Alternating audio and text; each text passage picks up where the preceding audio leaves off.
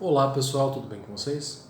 Meu nome é Péricles Carneiro, sou advogado tributarista e no vídeo de hoje nós vamos falar sobre como se defender de uma execução fiscal, certo?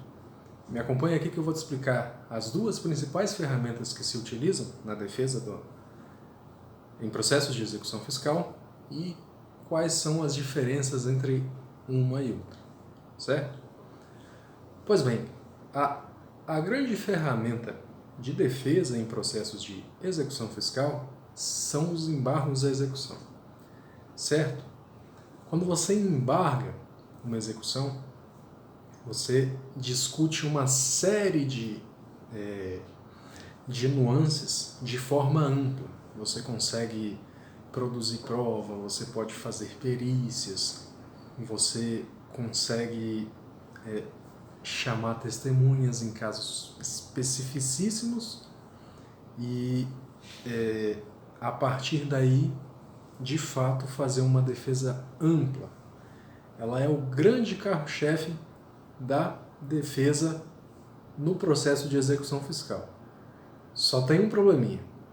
Para que você faça os embargos à execução, certo? Você, no caso, se você for uma empresa ou uma pessoa física, o advogado que vai fazer para você, mas a regra é que você precisa garantir o juízo ou nomear bens a penhora.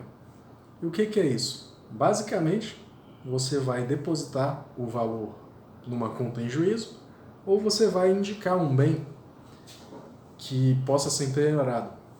Isso vai significar que caso você perca o processo, eles podem vender aquele seu bem e pegar aquele dinheiro, transformar em renda para que o valor do tributo seja pago, certo? E esse é o principal impeditivo. É uma garantia do credor, no caso a fazenda pública, mas como normalmente as execuções fiscais envolvem valores muito altos, é raríssimo que as pessoas façam essa garantia de juízo, né? Existe também a possibilidade de fazer a fiança bancária, né? Você contrata esse serviço de fiança bancária junto a uma instituição financeira e utiliza ela como garantia de juízo, certo? Mas ainda não é tão simples como eu faço parecer, certo? Então, os embargos à execução são a principal ferramenta de defesa. Além dos embargos, existe uma outra ferramenta que é amplamente utilizada por advogados, que é a exceção de pré-executividade ou objeção de pré-executividade, a depender da matéria que está sendo tratada, em que você consegue realizar uma defesa técnica bastante precisa, não é necessário pagar as custas judiciais, certo? Você não vai pagar não vai precisar garantir o juízo para fazer a sua defesa, só que ela tem um porém. Ela se restringe a um número muito pequeno de possibilidades em que você consegue utilizar essa ferramenta, certo? Quais são essas possibilidades? São as chamadas matérias de ordem pública. São institutos, ferramentas, situações que suscitam o reconhecimento de ofício pelo juiz. E aqui eu vou tentar simplificar ao máximo para que você entenda, certo?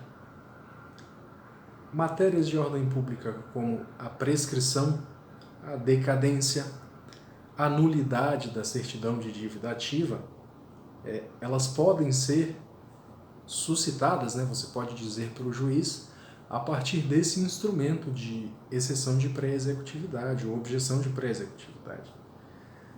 Me perguntam com muita frequência se o juiz não pode fazer isso de ofício, se não seria necessário, se realmente seria necessário que um advogado vá lá e fale, explique exatamente. E a minha resposta é que ele pode, certo? No entanto, não é tão comum que isso aconteça. O juiz tem uma série de processos para analisar e muitos processos urgentes, né? O juiz normalmente é uma pessoa ocupada e não é tão comum que o juiz analise e extingua execuções de ofício, né, por vício de nulidade, de prescrição ou de decadência. Então, esse é um ponto, né? É importante que você analise junto à pessoa que vai fazer a sua defesa essas possibilidades, né? Quais são as ferramentas. E, ultimamente, eu tenho dito bastante que um ponto fundamental, principalmente em tributos como o IPTU, é você analisar isso antes de realizar a defesa, certo? Porque é muito fácil você chegar... inclusive, acontece com frequência, como eu disse, você chega na prefeitura com uma conta de IPTU, um débito de IPTU gigantesco, e eles falam, não, parcela aí que suspende aí, vão desbloquear suas contas, você vai conseguir continuar a sua vida normal, não vão penhorar a sua casa, faça o parcelamento. Inclusive é a recomendação que muitos advogados dão. O problema é que se você não vai atrás do que deu origem àquele débito e estuda de fato, realmente, como aquilo ali surgiu, se aquilo ali está respeitando as normas gerais de direito tributário, se está de acordo com o Código Tributário Nacional, se está de acordo com as próprias normas de lançamento do IPTU, por exemplo, no caso as normas da prefeitura, né, o Código de Tributos do município. Se você não analisa tudo isso, aí você parcela e fica pagando um tempo. Daqui a pouco surgem outros fatores e você reparcela e fica num círculo vicioso e nunca sai daquela dívida. O que não é o nosso objetivo aqui. O nosso objetivo é que você resolva, pelo menos naquele momento ali, tenha a clareza de como o problema será resolvido de maneira definitiva.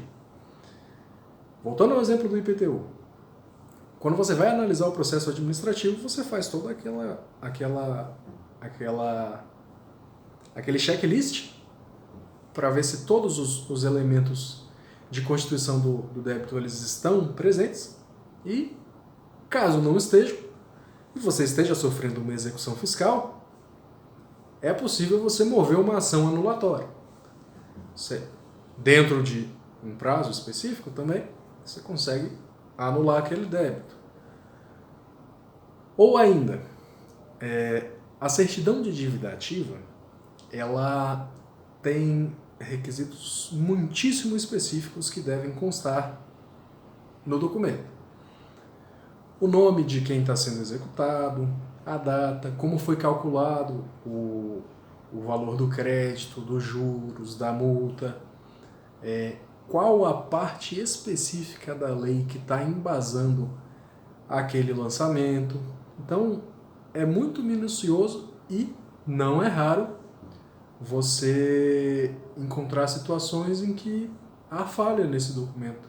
Então, é uma das causas em que você pode alegar a nulidade por meio daquela ferramenta que eu falei para vocês, que é a exceção de pré-executividade. Entendido? Então, recapitulando, temos duas ações principais de defesa, que são a exceção de pré-executividade e os embargos de declaração. No caso dos embargos, o principal entrave é a garantia do juízo.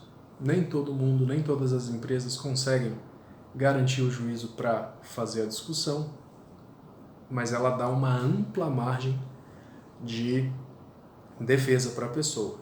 Existe a possibilidade de fazer os embargos de execução sem garantir o juízo? Existe, certo? Existe precedentes no Superior Tribunal de Justiça que permite que a empresa consiga se defender de forma ampla sem ter que fazer a garantia do juízo. Qual que é o problema? Você precisa provar que você não consegue fazer a garantia do juízo. Como é que você prova isso? Você vai ter que abrir as contas, vai ter que mostrar, olha só, eu tenho todos esses gastos aqui. Se eu não, mesmo com toda essa mesmo que eu deixasse de fazer todos esses gastos aqui, pegando esse dinheiro e garantindo o juízo, o que eu não posso fazer, eu não conseguiria quitar todo o débito, certo? E não é justo que eu não possa me defender de maneira ampla porque eu não tenho dinheiro, porque isso vai comprometer a minha empresa, isso vai comprometer a renda familiar de uma maneira muito sensível.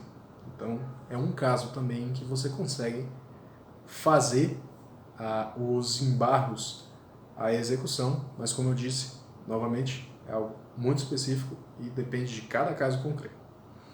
Certo? Basicamente é isso que eu queria falar com vocês.